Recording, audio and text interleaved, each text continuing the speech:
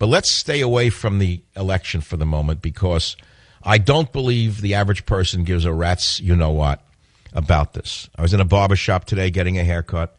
I'm going to the very, very tragic CHP, California Highway Patrol, funeral tomorrow in Vacaville for a slain officer who was killed during an ordinary traffic stop. I'm honored that they permit me to attend the funeral. And I'm in the barbershop, and I try to listen to what people are talking about. Nothing.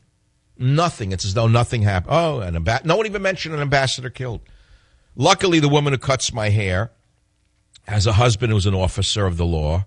I won't say where, and he's a military guy in the National Guard. So she's very keen on all these things. And she whispered to me, she wouldn't talk about it, but she whispered of what's going on. And she said, I can't wait for next year. I said, let's pray. I mean, you have any idea that the people who really know what's going on know how bad it is? This is awful. It's getting worse.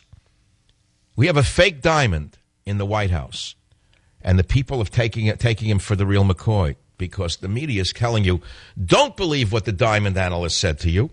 It's a fugazi. Don't believe him. Believe us. It's not a fake. This is the Hope Diamond in the White House. Obama is the Hope Diamond. He's not a fugazi. Don't believe yourself. Don't believe anything you actually see. Believe us, because we know. Well, look, I don't have to pour on the bad sarcasm. I've done it too often. But there's something so wrong with this picture when, after the murder of a U.S. ambassador by a mad mob who tears him to shreds, basically, take a look at the picture of the guy. Does he look like he was smothered? He looks like he was beaten to death. They look like they beat him to death, those throwbacks. The throwbacks beat him to death.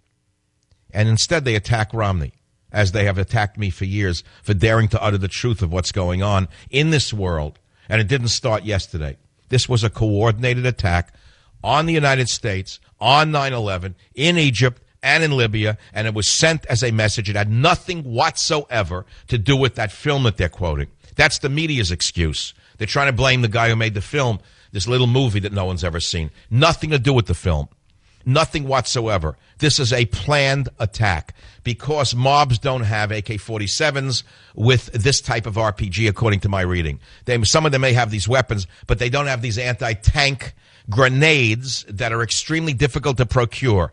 So they were given these anti-tank grenades that were launched into the embassy to create the diversion, which permitted the mob to go and seek out the ambassador, who was in a hiding place.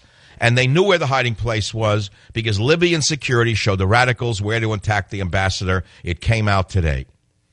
After the Libyan security forces, who were hired to protect the consulate in Benghazi, moved Ambassador Stevens to a second building, they then told the militant crowds where he was hiding. It was an orchestrated attack, as sure as I am sitting here. Saturday.